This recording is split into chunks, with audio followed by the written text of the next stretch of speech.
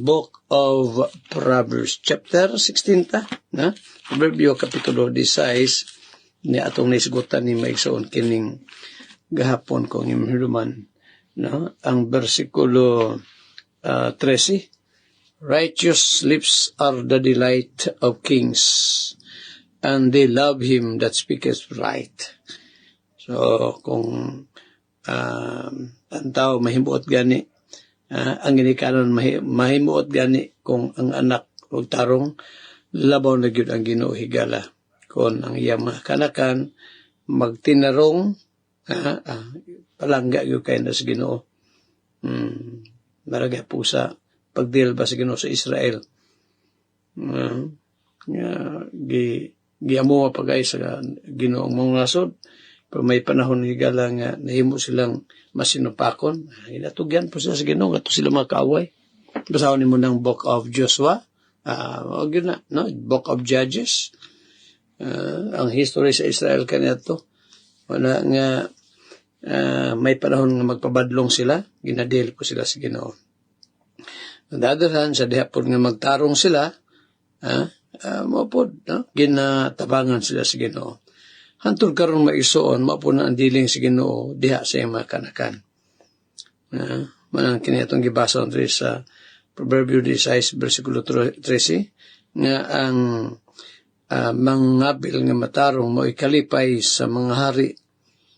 They love him that speaketh right. Nadarita sa verse 14, the wrath of a king is as messengers of death, but a wise man will pacify it. Ginagamit din niya ang masabtan nato ang pagdil sa Ginoo sing katauhan nining yutan-on ging harian siyempre sa kingdom ay na magyari. So aron masabtan nato ni unsa ang pagdil sa Ginoo, nagagamit siya illustration sama kini katong gibasa ron sa tuingon diha sa mong teksto Proverbio 16 versikulo 14, ang kaligot-got sa usa ka hari maingon sa mga sinugo sa kamatayon, apan ang tao nga manggialamon magapalinaw niini. So muna, no, nga kon ang hari gani human king masuko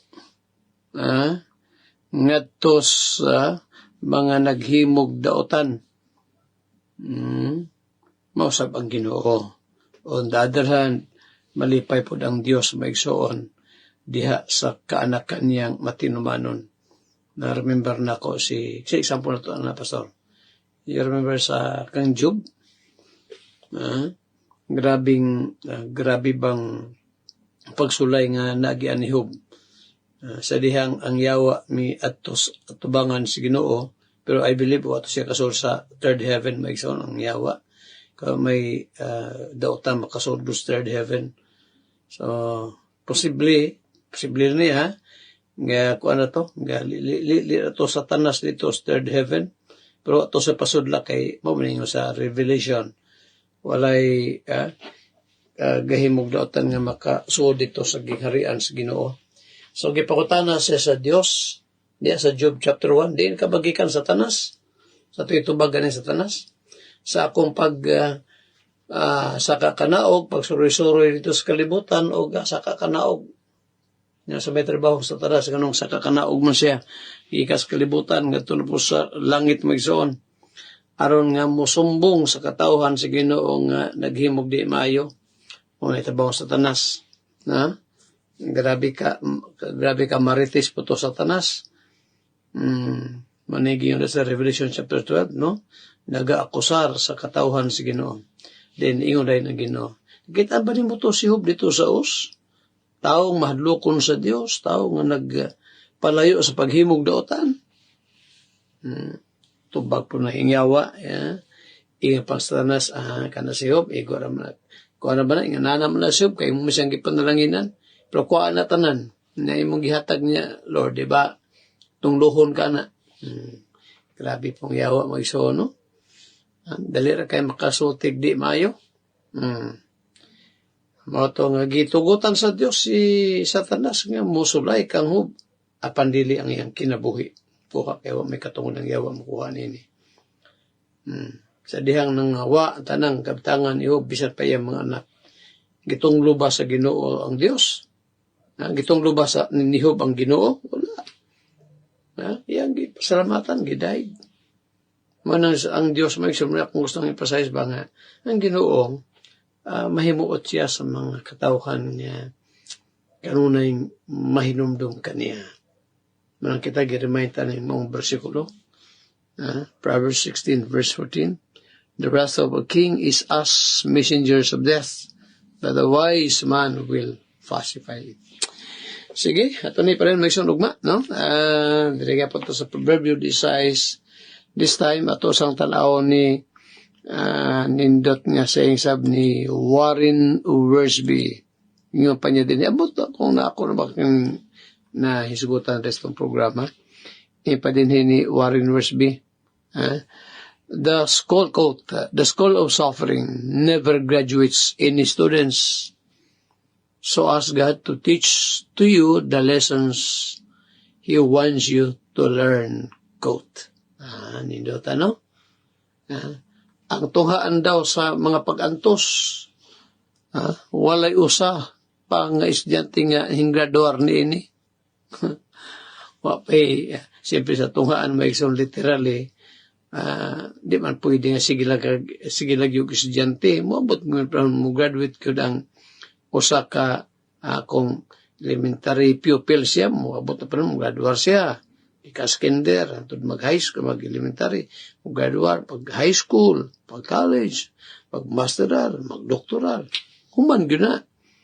Pero din may no, ang tuhaan sa mga pag-antos sa mga Kristohanon, wala pa'y mo graduate din mo graduate lang ta kung mga matay na. Pero samtang buhi pa ta physically, naagyo di ay mga trials. Manang yung pa din ni Wiersbe, kaya wak may hinggraduar lagi na, wak may hinggraduate ba? So ask God to teach to you the lessons He wants you to learn. So di ay mga panahon sa mga pagsulay ng atong maagian, ato di ay hangyoon ng Ginoo, Lord, tuloy ko sa may leksyon nga imong gustong akong makatunan. So muna, na-verse na pastor nga, di takwad ang problema.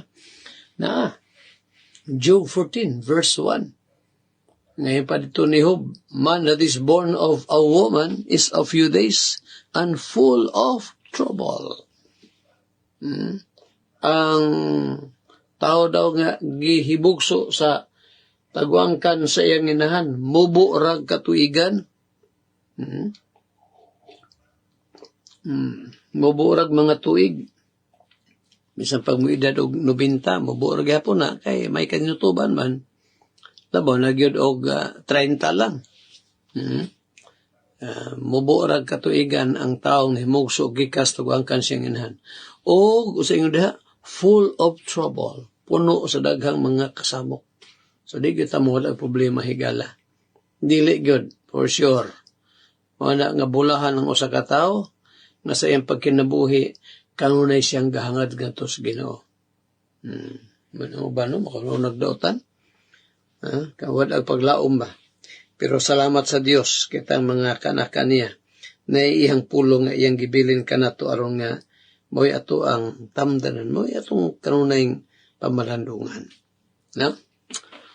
Sige, at atas ato nga nabiyaan magsuon mahituod ni ining mga teachings nga gibili ni Christ diha sa iyahang kaiglesiyahan o nga dinhi ang ato ang Mother Church, Berea Baptist Church dito sa Mantachi, Mississippi, USA, nga din kita sab na organize sa maong iglesia, no?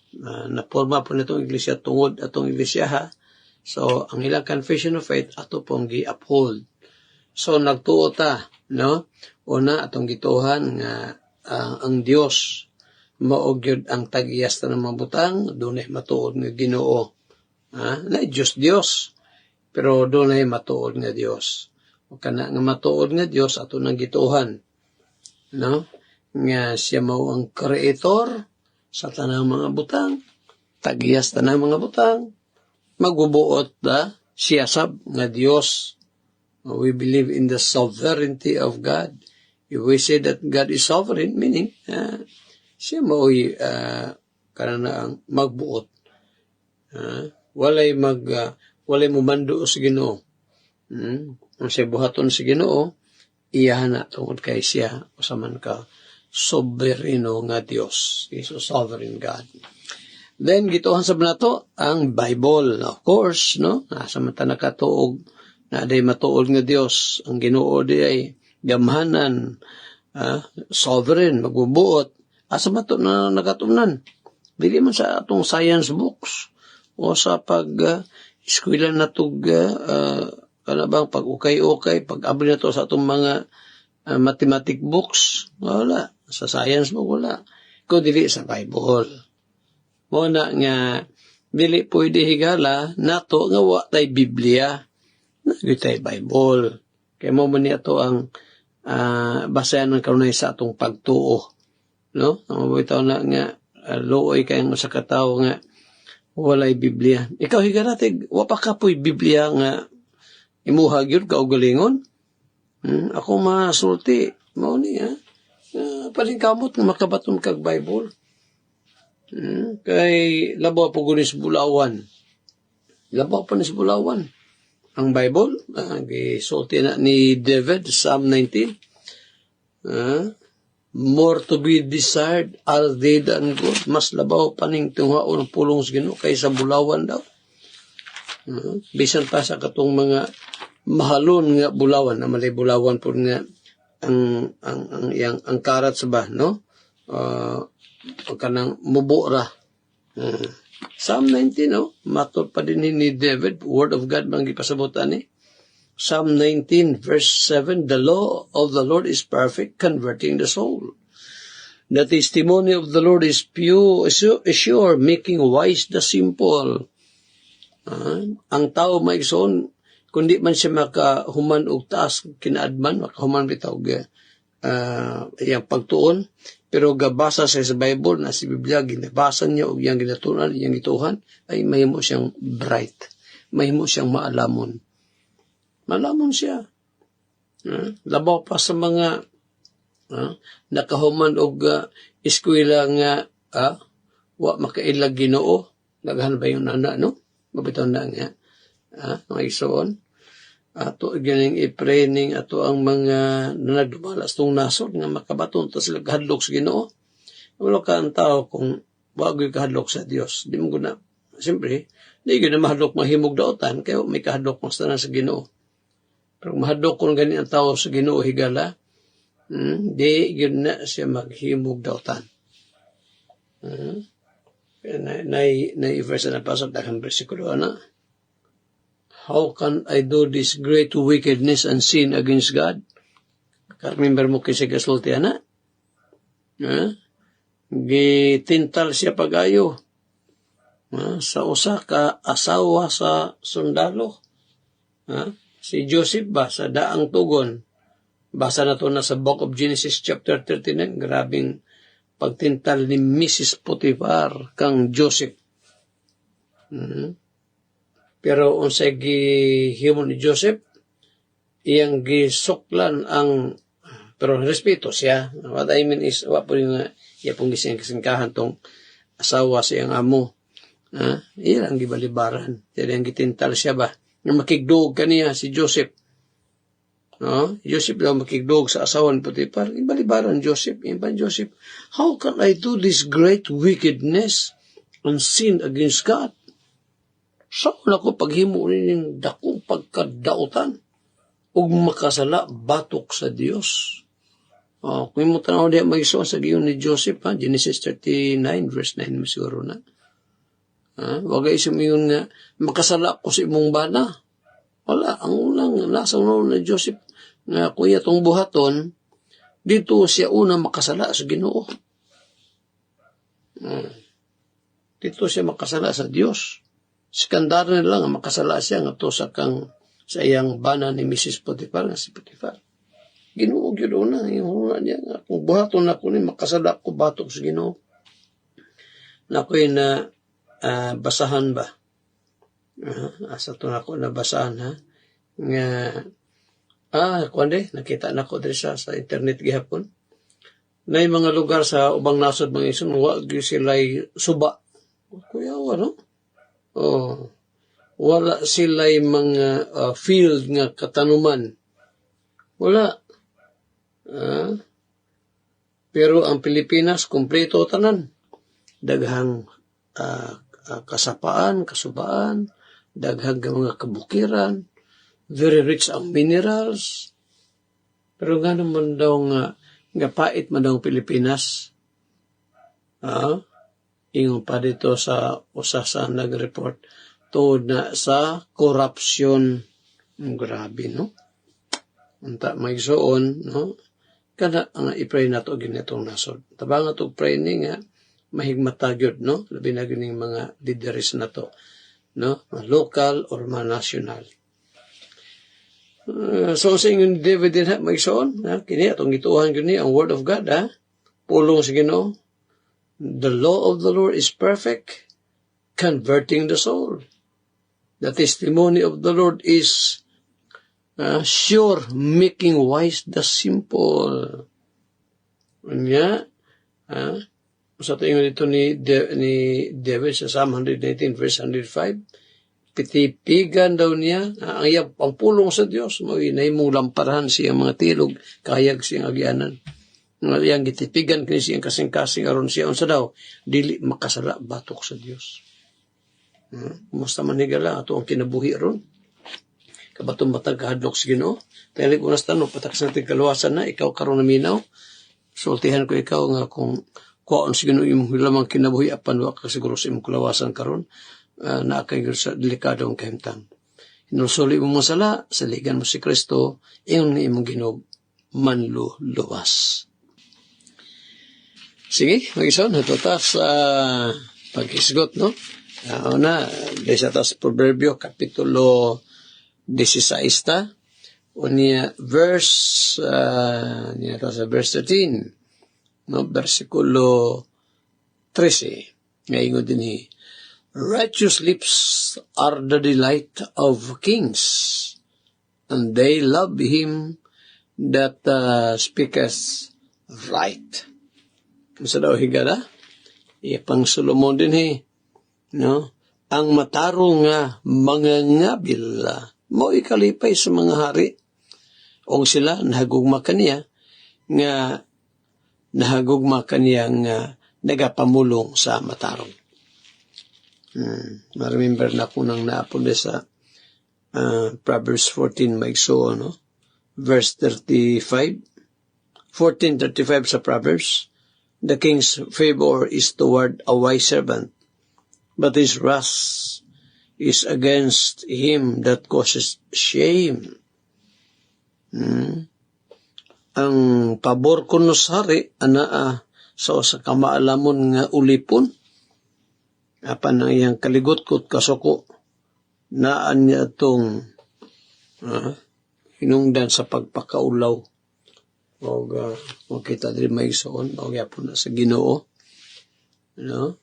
Ang katawan nga maghimog dotan, labi na yun gingon sa itong gibasa nga, nagpanglimbong, ang mga nagalimbong, dulumtanan na yun natubangas Ginoo.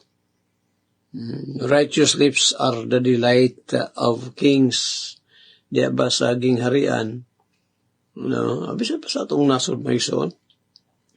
Diha sa mga barangay nato ang una ay mga mulupyo nga kanabang pamakak, daot di mayong panghitabo niya pag bistigar gapamakak siya, sukog yung kapitan na gawas lang kung ang kapitan mo po'y gauna-una naghimog binuang, pero matarong gani ang kapitan nga nagdumala sa lungsod, sa syudad, sa ang probinsya, o sa kinatibok ang nasod maigsoon, ang mga dumala, basta matarong yung pagdumala, hindi yun na malipay sa mga naghimog daotan. Mawag hapon ko sa pamilya, Kung ang maginikanan, tarong, ay, masuko yun na sa mga anak ng magbinuang. Pero, kita po maginikanan, apoy gauro nagbinuang,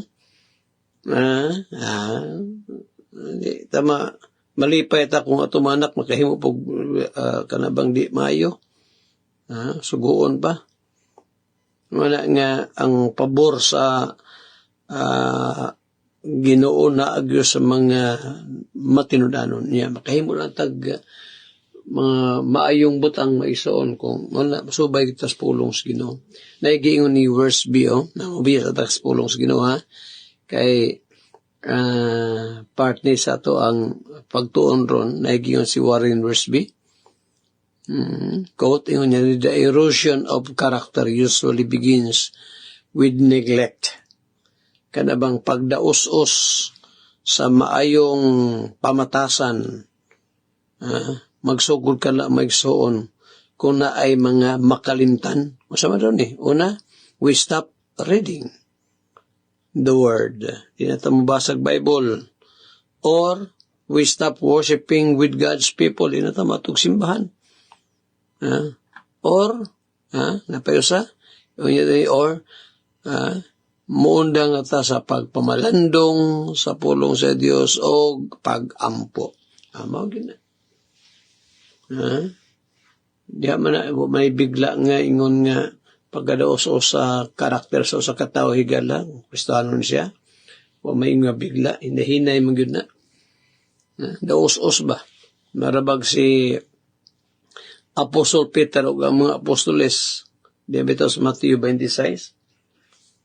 Wala man ito yung bigla dahil silang na backslide. Wala nagsugod ka to sa diha nga ginan sa itong Ginoong pag-ampo mo nangatog Ginoon. Di ba? Bantay mo sa Matthew 26. Pag-ampo mo, pagtukaw mo, hindi mo mahidali as nga to sa panulay. Nangatog Ginoon. Sa dihang niabot ang trial. Pagdako pa itong Ginoo, piarte ko sugang nagando ba? Hindi gustong ma-appeal ka dakop. Amo na. So, tama ning giingon ni verse B. The erosion of character usually begins with neglect. We stop reading the Word of God. Or you stop worshiping with God's people. Or we stop taking time to meditate and pray. Muna akong pahinaot, higala igsoon nga nakatabang ta ning ato nga programa, kitang mga katawhan sa Ginoo nga mga kadasig ta, labi na kinibang panghitabo sa tuang panahon ron. Katuman na yun. Sige, ito tas ato ang paday paghisgot ni ining gikabiling doktrina pagturunan sa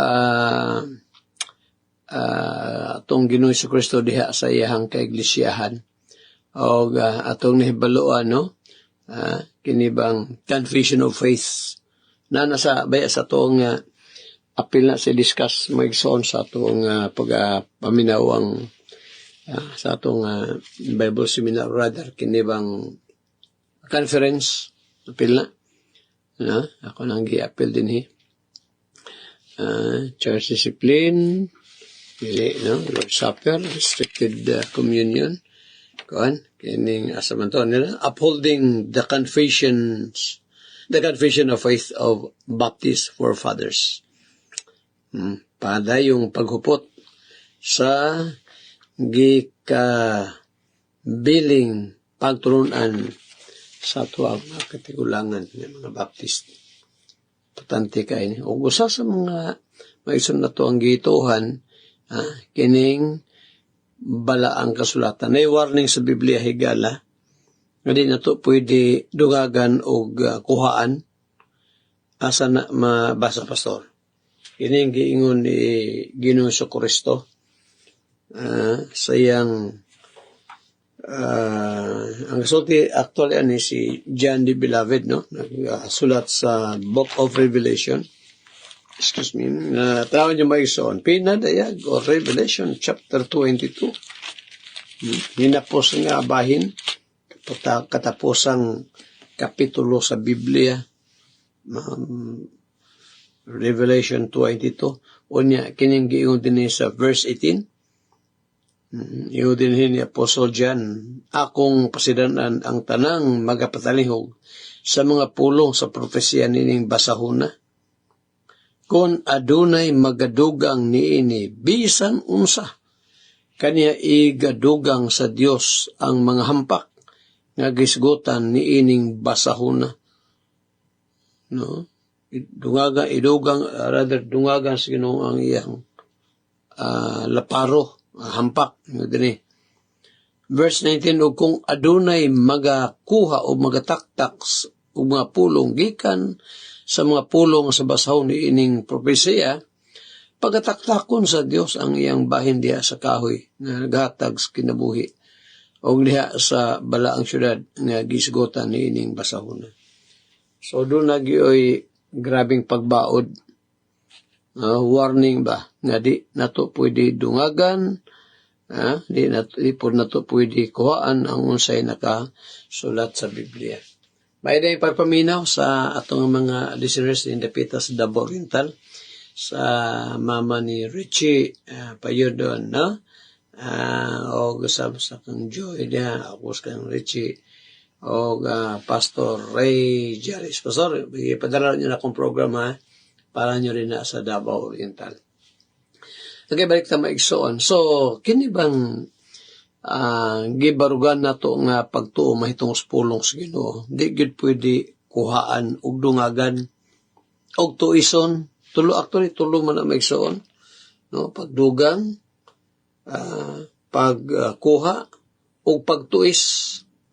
Naday pagtuis mo pa sa may di lagi kuhaan, di po dugagan, pero tuison lagi. Marabag satanas ba? Giduwagang satanas, niya gituis. Asa mabasa? Kini kada ang gitintal niya ang atong unang maginikanan, si Iba gyud. Dool ang nakiistorya po siya mo ni warning sa Biblia bang mo kuan gyud mo likay gyud sa una ay mga temptation ba iso likayan gyud na siya.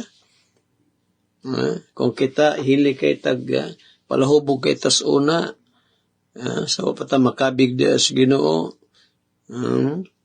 nga maglaway na maglaway makatulon og laway kay kita lagi sa kuan kanabang ilim doon makahubog likay gyud.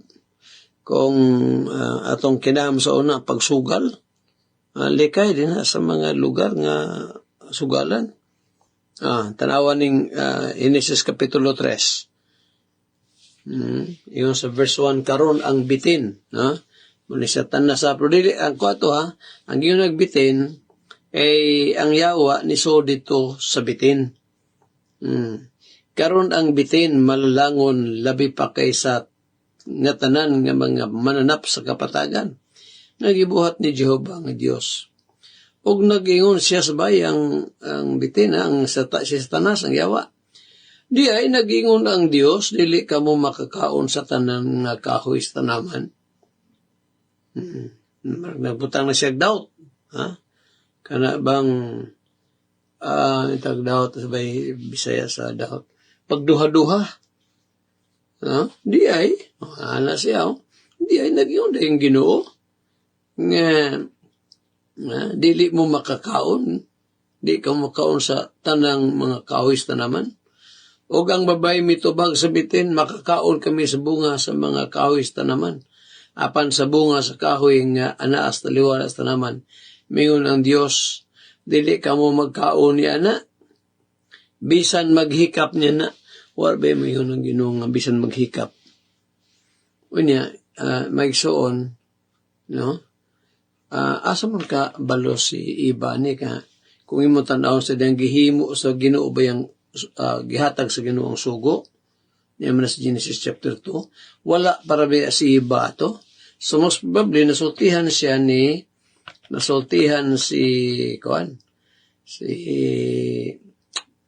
iba ni Adan. Kaya lang, naghimog desisyon si iba nga wala mahibalo si Adan. Mo na nga giyon diha nga nalimbungan dito sa unang Timoteo 2:14. No? The woman being deceived. Apan ng bunga, apan ng si iba nila, yun sa verse 3. Genesis chapter 3 verse 3, apan sa bunga sa kahoy sa nga naas taliwala hasta naman, mingon ang Dios, dili ka mo magkaon niya na. Bisan maghikap niya na, aron ka mo dili mamatay. O kang bitin, mingon sa bahay, dili gayud ka mo mamatay. Iyang gisopak ang gingon sa Ginoo, kaya ang Dios mingon baya, Genesis 2:16, mamatay gyud mo, basta mo ka, mamatay ka gayud. Kung makaog ka na Adan, in the day that thou eatest thereof, God said, thou shalt surely die. Mamatay gyud ka. Pero sa ingon ni, ingon siya, dili mo mamatay. No, iyang gisupak ang gingon sa Ginoo, yung gituis. Verse 5, kay hingbaluan sa Dios nga sa adlaw nga kamo mukaon ini, mga buka inyo mga mata og mahimo kamong mga nga sama sa Dios. Ati kayos tanas. Ningon ba yung Ginoo nga kumukaon mo mahimo mong sama nako. Ningon ba yung Ginoo niya na man? Ang gingon sa Ginoo sa adlaw nga mukaon ka, after na guna kadali mo ison. Genesis chapter 2 verse 16. Og si Jehova nga Dios nagsugo sa tao nga nagayon makakaon kagikas tanang nga kahoy sa tanaman, apan sa kahoy nga sa pag-ila sa maayo ug sa dautan, dili ka magkaon nini, kay sa adlaw nga mukaon kanini mamatay ka gayud. Mo ningon si Ginoo. Ya ba abot sa verse 18, nabay laing sugong Ginoo. Wala na. Og mingon si Jehova nga Dios, dili maayo nga ang tao maginusara. Pagbuhatan ko siya og katabang nga angay kaniya. So, atong panahon na, wala pa si iba. So, diin mo kabalo si iba nga gidili ni. Siyempre, iyang ba na si Adan. Pero nalay punto, mga ison, nga si iba, mikuha sa maong bunga nga wa mananghid sa kang Adan. Ngano yung nakuha si mananghid? Kaya nalimbungan man siya. Malimbungan ba ito kabalo, tas tinuod. Tungod kayo mahibalo, mabitaw na nga, naiuban na to makadawat o piki nga kwartan, limbungan kayo, makibalo nga piki da ito. Di ba? So, sa Bible, maigsoon, gibawal. Gibawal sa Bible ang pagdugang sa Biblia o pagkuha sa Biblia sa pulong sa Ginoo. Para ng kuan, pagsimba sa Dios. Unsa may giingon ni Christ paagis pagsimba nato sa Ginoo. Diba sa Juan kapitulo 4, 23-24 ang Dios mingon, ang Dios nangita sa mga matuod nga magsisimbang ato niya, nga musimba niya sa unsa? Sa espiritu kamaturan, kay mo ni gipangita sa Dios. God is a spirit, that's in verse 24, God is a spirit, and they that worship Him must worship Him in spirit and in truth. Yan ang musimba niya sa espiritu kamaturan. Basta may himo sa mga tao ron, ito ay nung galuluho dito sa rebulto. Di, mali. Oras tayo oras mag-iso na ito ni Prendogma. Salamat sa panahon na nga kamo naminaw ni itong programa. Pwede sa pag-ampo ng magagunta. Kung apagkamasay bigala, I may say, repent of your sins, and then trust Christ as your Lord and personal Savior.